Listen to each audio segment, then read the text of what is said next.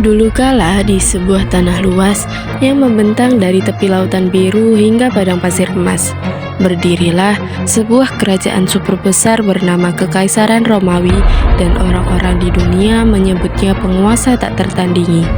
Karena di bawah panji elang Romawi, jalan-jalan megah terbentang, hukum ditegakkan, arsitektur menjulang, dan tentara dengan baju besi berkilau berjalan bagai badai yang tak bisa dihentikan. Awalnya Romawi ini berdiri dari kota kecil di tepi sungai Tiber loh, tumbuh dari republik kecil yang keras kepala melawan musuh-musuhnya, hingga akhirnya menjelma jadi kekaisaran raksasa di bawah Julius Caesar, Augustus, dan kaisar-kaisar besar lainnya.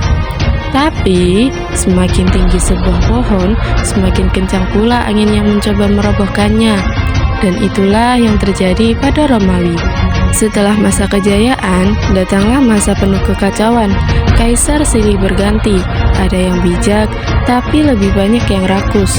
Pesta pora di istana jadi kebiasaan, rakyat miskin makin menjerit karena pajak yang mencekik.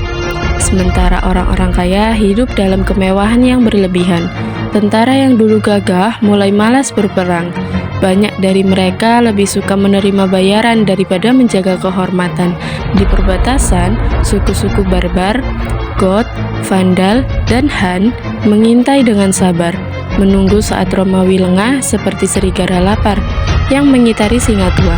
Dan malapetaka semakin dekat ketika kekaisaran ini terbelah menjadi dua, Romawi Barat dengan pusat di Roma dan Romawi Timur dengan pusat di Konstantinopel. Romawi Timur masih kuat, tapi Romawi Barat makin ringkih, penuh konflik internal, pemberontakan, dan kaisar yang seringkali hanya jadi boneka para jenderal. Tahun demi tahun, kota-kota besar dijarah, desa-desa terbakar, dan rakyat kehilangan keyakinan pada kejayaan lama. Puncaknya datang pada tahun 476 Masehi saat seorang panglima barbar bernama Odoacer memutuskan bahwa sandiwara sudah cukup lama berlangsung. Ia menggulingkan kaisar terakhir, Romulus Augustulus, yang masih remaja.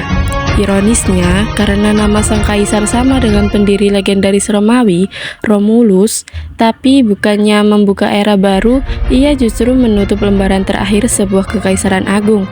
Dan begitu sang kaisar muda turun tahta, cahaya yang dulu menerangi dunia pun padam, meninggalkan Eropa dalam kegelapan panjang yang disebut Abad Pertengahan, di mana kastir kesatria, perang kecil, dan kebangkitan kerajaan-kerajaan baru menggantikan kemegahan jalan batu Koloseum dan hukum Romawi.